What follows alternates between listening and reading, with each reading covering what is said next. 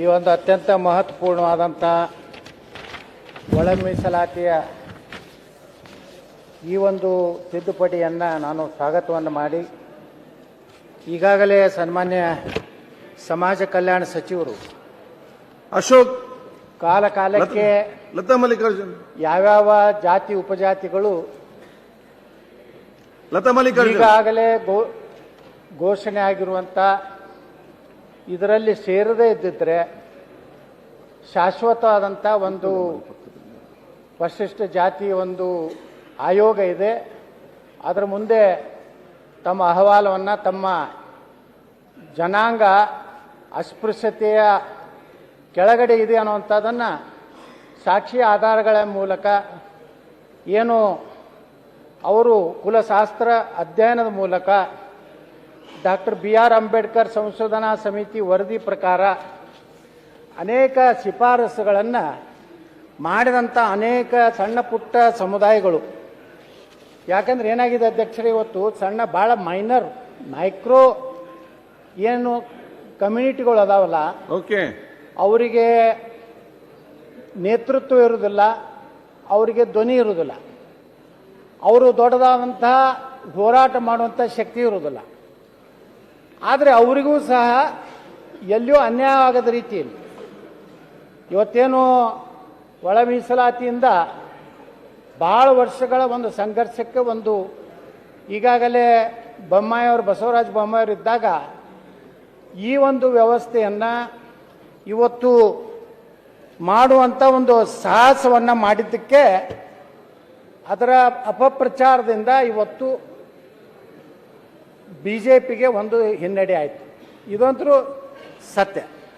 ಆದರೆ ಅಧ್ಯಕ್ಷರೇ, ಅನೇಕ ಸಮುದಾಯಗಳು ಇವತ್ತು ತಮ್ಮ ತಮ್ಮ ಸಣ್ಣ ಸಮುದಾಯಗಳನ್ನು ಸಹ ಪರಿಶಿಷ್ಟ ಜಾತಿ ಅಥವಾ ಪರಿಶಿಷ್ಟ ಪಂಗಡದಲ್ಲಿ ಸೇರಿಸಬೇಕು ಅನ್ನೋಂಥ ಇವತ್ತು ಆಗ್ರಹವನ್ನು ನಮ್ಮ ಸಮಾಜ ಕಲ್ಯಾಣ ಇಲಾಖೆಯವರಿಗೆ ಆಯೋಗಗಳಿಗೆ ಸಾಕಷ್ಟು ಮನವಿ ಮಾಡಿಕೊಂಡಿವೆ.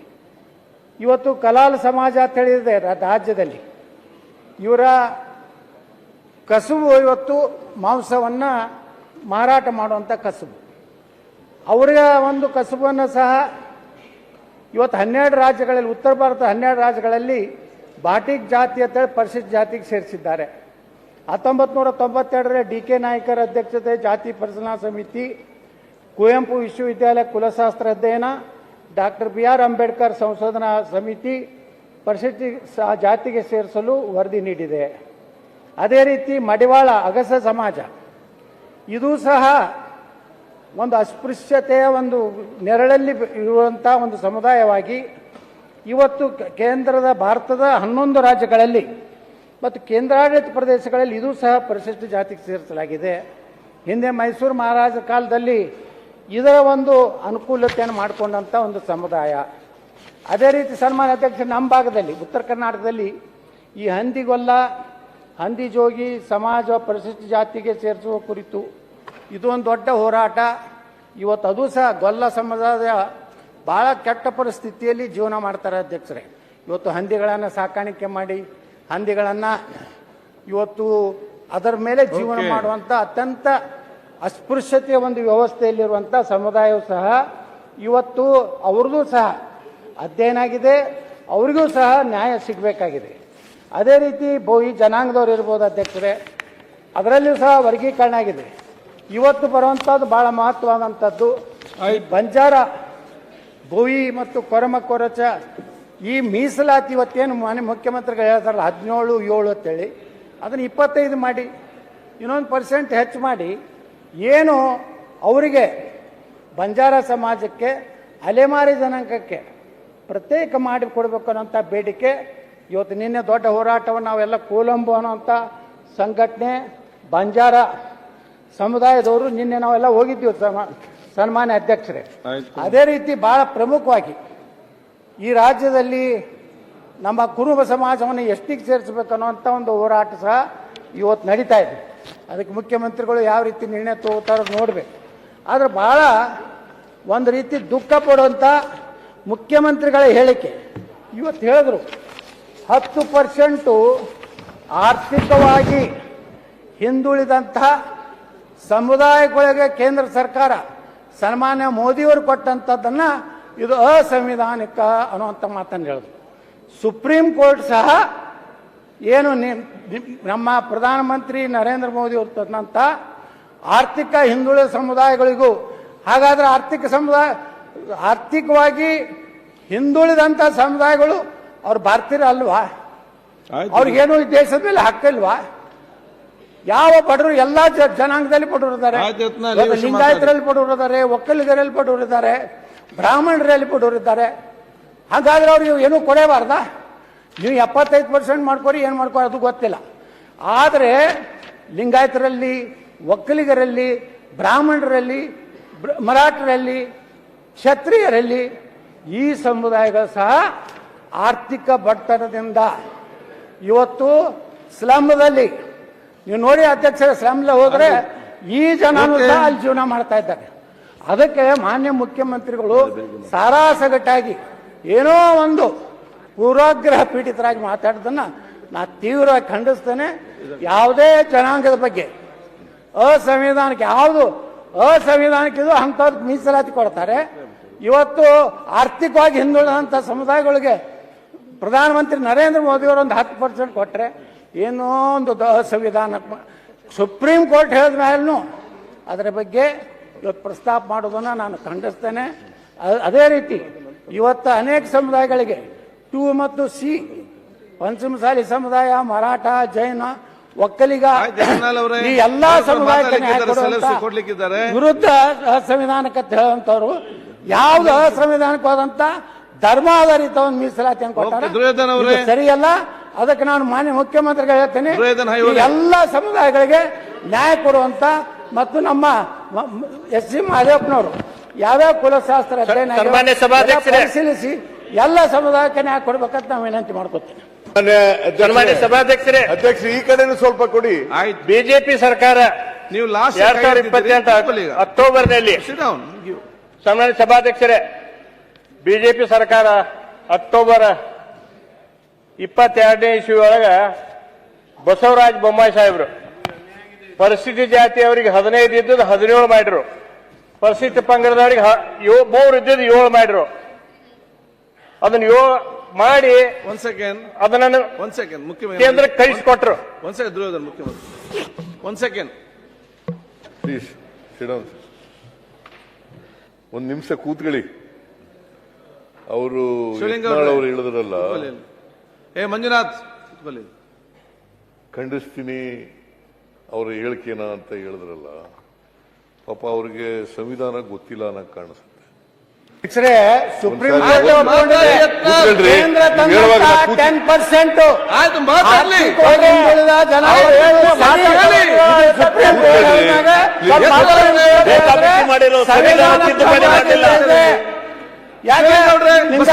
ಒಕ್ಕಲಿಗರು ಈ ದೇಶದ ನಾಗರಿಕರಲ್ವಾ? ನಾವೇ ಯಾಕೆ ನಮ್ಮ ಹಕ್ಕನ್ನು ಕೇಳಬಾರ್ದು? ಪರಿಶಿಷ್ಟ ಮೀಸಲಾತಿಗೆ ನಾವು ವಿರೋಧ ಇಲ್ಲ. ಮುಖ್ಯಮಂತ್ರಿಗಳು ನೀವು ನಿಮ್ಮ ಜನಾಂಗನ ಯಾಕೆ ಇವತ್ತು ಇಲ್ಲ? ನೀವೇ ಅದರ ಬಗ್ಗೆ ಮಾತಾಡುವುದಿಲ್ಲ ಇವತ್ತು. ನೋಡಿ ಬಸಂತಪ್ಪರೇ, ನಿಮಗೆ ಬುದ್ಧಿ ಜಾಸ್ತಿ ಗೊತ್ತಿದೆ, ಇಲ್ಲಿ ತೋರಿಸ್ಬೇಕಂತ ಇಲ್ಲ, ಗೊತ್ತಾಯ್ತಾ? ಅವರಲ್ಲಿ ನೀವೇನು ಅವ್ರಿಗೆ ಮಾತಾಡ್ತೀರಿ? ಮುಖ್ಯಮಂತ್ರಿ ಎದ್ದು ನಿಂತಿದ್ದಾರೆ, ಫಸ್ಟ್ ಅದು ಕಳೀರಿ.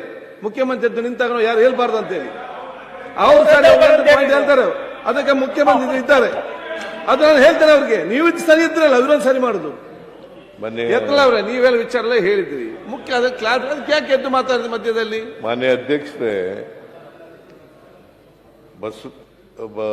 ಯತ್ನಾಳ್ ಅವರಿಗೆ ಇದು ಹಿರಿಯ ಶಾಸಕರು, ಆಮೇಲೆ ಕೇಂದ್ರದಲ್ಲಿ ಮಂತ್ರಿ ಆಗಿದ್ದವರು, ನಾನು ಸಂವಿಧಾನ ಗೊತ್ತಿದೆ ಅಂತ ಅನ್ಕೊಂಡಿದ್ದೀನಿ. ನಾನು ಅವ್ರಿಗೆ ಆರ್ಟಿಕಲ್ ತಾಳ್ರಿ, ಕೂತ್ಕೊಳ್ರಿ, ಗೊತ್ತಿದೆ. ಅದು ಆರ್ಟಿಕಲ್ 15, 16 ಓದ್ರಿ, ಸ್ವಲ್ಪ ಆರ್ಟಿಕಲ್ 15, 16 ಓದ್ರಿ. ಮುಖ್ಯಮಂತ್ರಿಗಳೇ ಮತ್ತೆ ಸುಪ್ರೀಂ ಕೋರ್ಟ್ ಹೆಂಗ ಮಾತಾಡಿ ಮುಗಿಸ್ಲಿ. ಸುಪ್ರೀಂ ಕೋರ್ಟ್ ಹೆಂಗ ಸುಪ್ರೀಂ ಕೋರ್ಟ್ ನಡೆಯುವುದು ಭಾರತದ ಸಂವಿಧಾನದ ಮೇಲೆ.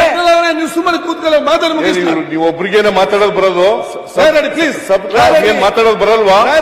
ಅಲ್ಲ ಸಿಎಂ ಅವರು ಸಬ್ ಕ್ಲಾಸ್ 4 ಓದಿದ್ರೆ ಸಾಕು. ಆರ್ಟಿಕಲ್ 15 ಮಾನ್ಯ ಅಧ್ಯಕ್ಷರೇ, ರೆಡ್ಡಿ ಅವರೇ, ಮಾನ್ಯ ಅಧ್ಯಕ್ಷರೇ, ನಾನು ಹೇಳಿದ್ದು article 15, 16 of the Indian constitution does not say ಬಹಳ ಸ್ಪಷ್ಟವಾಗಿದೆ ಕಾನೂನಿನಲ್ಲಿ. ಆರ್ಟಿಕಲ್ 16, 15 ನಲ್ಲಿ ಬಹಳ ಸ್ಪಷ್ಟವಾಗಿದೆ. ಆರ್ಥಿಕವಾಗಿ ಹಿಂದುಳಿದವರಿಗೆ ಮೀಸಲಾತಿ ಕೊಡಬೇಕು ಅನ್ನೋದಿಲ್ಲ. ಶೈಕ್ಷಣಿಕವಾಗಿ, ಸಾಮಾಜಿಕವಾಗಿ ಹಿಂದುಳಿದಿರೋರಿಗೆ ಮೀಸಲಾತಿ ಕೊಡಬೇಕು ಅಂತ ಆರ್ಟಿಕಲ್ 15, ಆರ್ಟಿಕಲ್ 16 ನಲ್ಲಿ ಹೇಳಿರ್ತಕ್ಕಂಥದ್ದು. ಅದನ್ನು ಹೇಳದೆ ನಾನು ಪ್ರಸ್ತಾಪ ಮಾಡಿದೆ. ಅಧ್ಯಕ್ಷರೇ, ಧರ್ಮಾಧಾರಿತ ಮೀಸಲಾತಿ ಕೊಡಕ್ ಬರುದಿಲ್ಲ. ಮುಸ್ಲಿಮರಿಗೆ ಮೀಸಲಾತಿ ಕೊಟ್ಟು ನಾ ಪ್ರಶ್ನೆ ಮಾಡ್ತೀನಿ. ಧರ್ಮ ಆಧಾರಿತ ಮೀಸಲಾತಿ ಕೊಡಲಿಕ್ಕೆ ಸಂವಿಧಾನದಲ್ಲಿ ಅವಕಾಶ ಇಲ್ಲ. ನೀವು ಮುಸ್ಲಿಮರಿಗೆ ನೇರವಾಗಿ ಹೆಂಗ ನೀವು ಮೀಸಲಾತಿ ಕೊಟ್ರಿ? 15 ತೆಗಿಯಮ್ಮ. ಎರಡೂ ಕಡೆ ಇದೆ. 15, 16 ಎರಡೂ ಕಡೆ ಒಂದೇ ಕಡೆ ಇದೆ.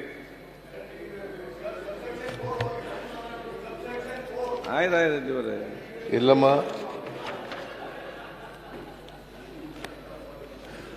ಕೂತ್ಕೊಳ್ಳಿ, ಕೂತ್ಕೊಳ್ಳಿ, ಇಲ್ಲಿ ಬನ್ನಿ, ಪಕ್ಕದಲ್ಲಿ ಕೂತ್ಕೊಳ್ಳಿ. Equality of opportunity in matters of public employment. There shall be equality of opportunity for all citizens in matters relating to employment or appointment to any office under the no citizen shall, on grounds only of religion, race, caste, sex, descent, place of birth, residence of any of them, be ineligible or discriminated against in respect of any employment for office under. Nothing in this schedule article shall prevent Parliament from making any law presenting in regard to class or classes employment of opportunity of local.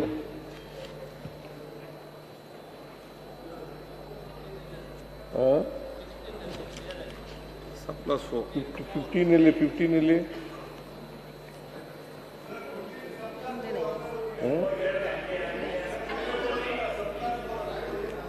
prohibition of discrimination on grounds सब class 4 साके हैं. Yes. The state shall not discriminate against any citizen on grounds of only of religion, race, caste. ಅಧ್ಯಕ್ಷರೇ, ಮುಖ್ಯಮಂತ್ರಿಗಳು ಗೊಂದಲಕ್ಕೆ ಬಿದ್ದಾರೆ. ಅವರಿಗೆ ಸ್ಪಷ್ಟವಾದ ಸಂವಿಧಾನ ಬಗ್ಗೆ ಗೊತ್ತಿಲ್ಲ. ನಾ ಹೇಳ್ತೇನೆ, ಸುಪ್ರೀಂ ಕೋರ್ಟ್ ನಲ್ಲಿ ನಮ್ಮ ದೇಶದ ಪ್ರಧಾನಮಂತ್ರಿ ಶ್ರೀ ನರೇಂದ್ರ ಮೋದಿ ಅವರು 10% ಆರ್ಥಿಕ ಹಿಂದುಳಿದವರು ಕೊಟ್ಟಾರಲ್ಲ, ಅದು ಸಂವಿಧಾನಾತ್ಮಕವಾಗಿದೆ. ಸುಪ್ರೀಂ ಕೋರ್ಟ್ ಹೇಳಿದ ಮೇಲೆ ಅದು ಸಂವಿಧಾನಾತ್ಮಕವಾಗಿನೇ ಕೇಂದ್ರ ಸರ್ಕಾರ ಕೊಟ್ಟಿದೆ. ಆದ ದುರ್ದೈವಂತರ ಇಲ್ಲಿ ಬಿಜೆಪಿ ಶಾಸಕರು ಚಪ್ಪಾಳೆ ಸಹಿತ ಹೊಡೆದ ಕೂತಿದ್ದು ದುರ್ದೈವಾತ ಇವತ್ತ ಹೇಳಕ್ ಬೇಕಾಯ್ತು. ಆಯ್ತು, ನಾಳೆ ನಿಮ್ಗೆಲ್ಲ ಇದೊಂದು ಅನುಭವ. ಈ ರೀತಿ ಚರ್ಚೆ ಮಾನ್ಯ ಅಧ್ಯಕ್ಷರೇ, nothing in this article shall prevent the state from making any provision for reservation in matters of promotion or consequential authority, seniority or any class or classes of posts or under the state in favor of scheduled caste and scheduled tribes in which opinion of state are not adequately represented in the service of. Nothing in this article shall prevent the state from considering any.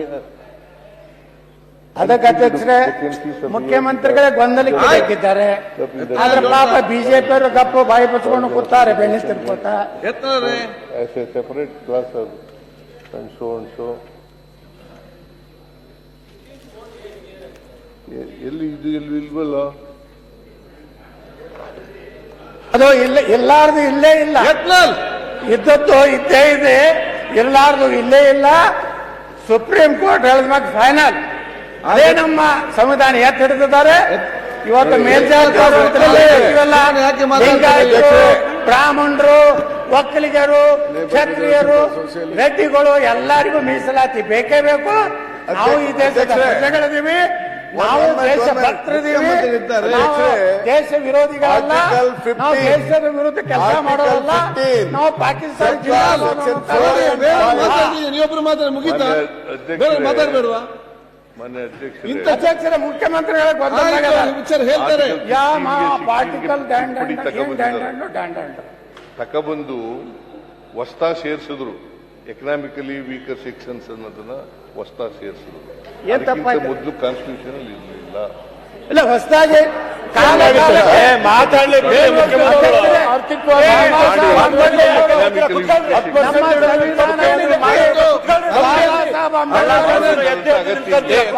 ಸ್ಪಷ್ಟವಾಗಿ ಹೇಳಿದ್ದಾರೆ.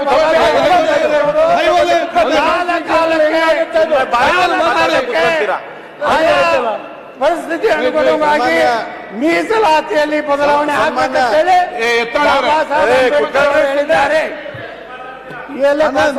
ಈ Basavaraj point of order ಏನು ಹೇಳಿ ಮುಖ್ಯಮಂತ್ರಿಗಳೇ ನೋಡಿ. ಕೂತ್ಕೊಳ್ಳಿ, ಮಾತಾಡಿ ಮುಗಿಸ್ಲಿ. ನೀವು ಕೂತ್ಕೊಳ್ಳಿ. ಈಗ ಆದ್ರೆ ಮಾತಾಡಲಿಗ 20-30 ನಿಮಿಷ ಮಾತಾಡಿದ್ರಿ, ಮತ್ತೆ ಮತ್ತೆ ಏನ್ ನಿಮ್ದು? ಆಯ್ತು, ಕೂತ್ಕೊಳ್ಳಿ. ಆಯ್ತು, 103ನೇ ಅಮೆಂಡ್ಮೆಂಟ್ ಮಾಡಿದ್ದಾರೆ. ಸಬ್ಸೆಕ್ಷನ್ 4 and 5 ಬಡತನ ಇದೆ ಅಧ್ಯಕ್ಷರೇ.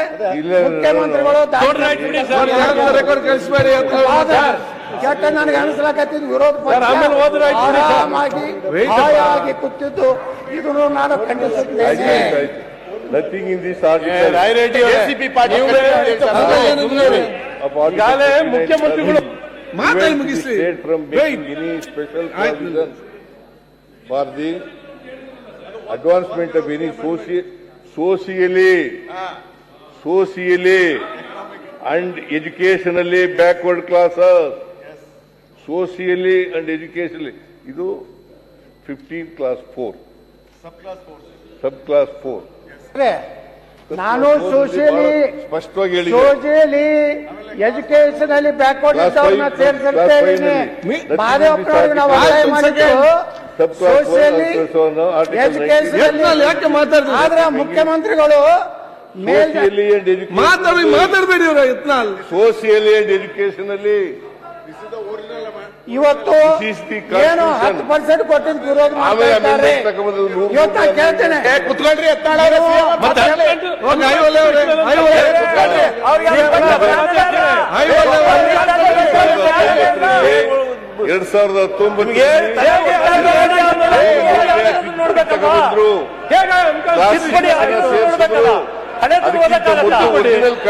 ಮುಖ್ಯಮಂತ್ರಿಗಳು ಅಂತ ಇದೆಯೇ ಹೊರತು ಎಕನಾಮಿಕಲಿ ಅನ್ನೋ ಪದ ಇಲ್ಲ.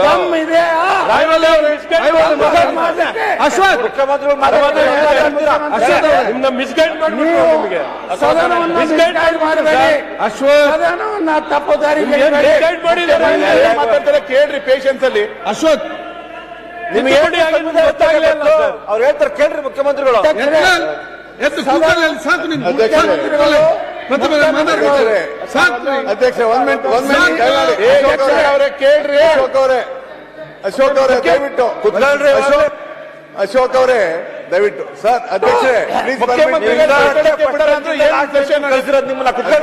ಅಧ್ಯಕ್ಷರೇ please permit me to speak. ಅಧ್ಯಕ್ಷರೇ, ಸನ್ಮಾನ್ಯ ಅಧ್ಯಕ್ಷರೇ please permit to speak for minute. ಅಧ್ಯಕ್ಷರೇ, ಮಾನ್ಯ ಮುಖ್ಯಮಂತ್ರಿಗಳು ಸ್ಪಷ್ಟಪಡಿಸಿದ್ದಾರೆ ನಮ್ಮ ಸಂವಿಧಾನದ ಆರ್ಟಿಕಲ್ 15 ಸೆಕೆಂಡ್ ನೋಡಿ. ಎಲ್ಲ ಯಂಗ್ಸ್ಟರ್ಸ್ ತಾವೆಲ್ಲ ಇದ್ದೀರಿ. ದಿಸ್ ಇಸ್ ನಿಮ್ಗೆಲ್ಲದೊಂದು ಅನುಭವ. ಆ ಕಡೆ ಈ ಕಡೆ ಚರ್ಚೆ ಮಾಡ್ತಾ ಇರುವಾಗ ಇದೆಲ್ಲ ಚಾನ್ಸ್ ಯಾವಾಗ ನಿಮಗೆ ಸಿಕ್ಕುದಿಲ್ಲ. It's an practical experience. ನೀವು ಅದಕ್ಕೆ ನೀವು ಅದನ್ನು ಕರೆಕ್ಟ್ ಆಗಿ ಕೇಳಿ. That is not disturb. ಆತ ಯಾರು ಮಾತಾಡಬೇಕು ಕರೆಕ್ಟ್ ಪಾಯಿಂಟ್ ಟು ಪಾಯಿಂಟ್ ಮಾತಾಡುವಾಗ ಇದೆಲ್ಲರಿಗೂ ಕೂಡ ಒಂದು ದೊಡ್ಡ ಮಟ್ಟದ ಪಾಠ ನಮ್ಗೆ ಒಂದು ಅನುಭವ ಸಿಕ್ಕಿದಂಗೆ ಆಗ್ತದೆ. ಅಧ್ಯಕ್ಷರೇ ನಾನು ಏನ್ರಿ ಅಶೋಕ್ ನಾನೇನ್ ಪಾಯಿಂಟ್ ಆಫ್ ಆರ್ಡರ್ ನಾನು ಹೇಳ್ತಾ ಇರೋದು ಸನ್ಮಾನ್ಯ ಅಧ್ಯಕ್ಷರೇ, ಮಾನ್ಯ ಮುಖ್ಯಮಂತ್ರಿಗಳು ಏನು ಸಂವಿಧಾನದ ವಿಚಾರವನ್ನು ಹೇಳಿದ್ರು, ಶೆಡ್ಯೂಲ್ ಕಾಸ್ಟ್, ಬ್ಯಾಕ್ವರ್ಡ್ ಕ್ಲಾಸ್ ಮತ್ತು ಶೆಡ್ಯೂಲ್ ಟ್ರೈಬ್ಗಳಿಗೆ ಸಂವಿಧಾನವನ್ನ ಬರೆದಂತ ಸಂದರ್ಭದಲ್ಲಿ ಎಕನಾಮಿಕಲಿ ವೀಕರ್ ಸೆಕ್ಷನ್ಗೆ ಯಾವುದೇ ರಿಸರ್ವೇಶನ್ ಕೊಡುವಂತ ಪಾಯಿಂಟ್ ಆಫ್ ಆರ್ಡರ್ ಬರಲಿಲ್ಲ. ಅದಕ್ಕೆ ಅಧ್ಯಕ್ಷರೇ ಆರ್ಟಿಕಲ್ 15 ಸಬ್ ಕ್ಲಾಸ್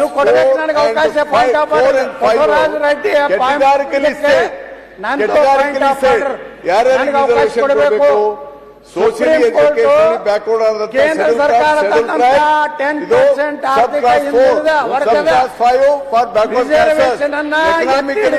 ಸೆಕ್ಷನ್ ಗೆ ಇರಲಿಲ್ಲ.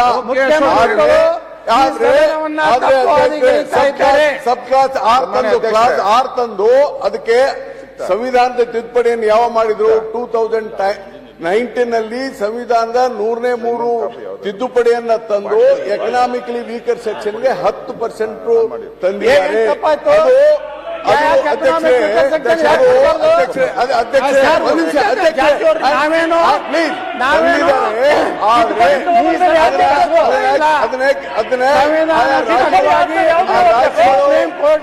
ಕೊಡ್ಲಿಕ್ಕೆ ಆಗ್ತಾ ಇಲ್ಲ.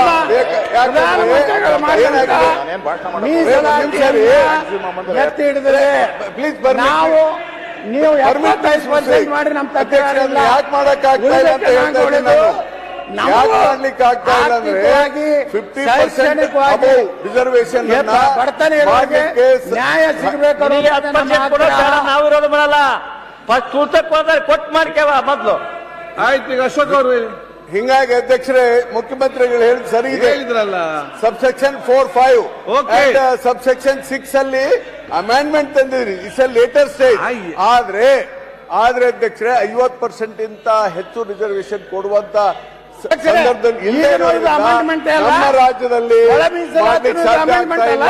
ನಮ್ಮ ರಾಜ್ಯದಲ್ಲಿ ಮಾಡ್ಲಿಕ್ಕೆ ಸಾಧ್ಯ ಆಗ್ತಾ ಇಲ್ಲ. ಅದಕ್ಕಾಗಿ ನಮ್ಮ ಮುಖ್ಯಮಂತ್ರಿಗಳು 75% ರಿಸರ್ವೇಶನ್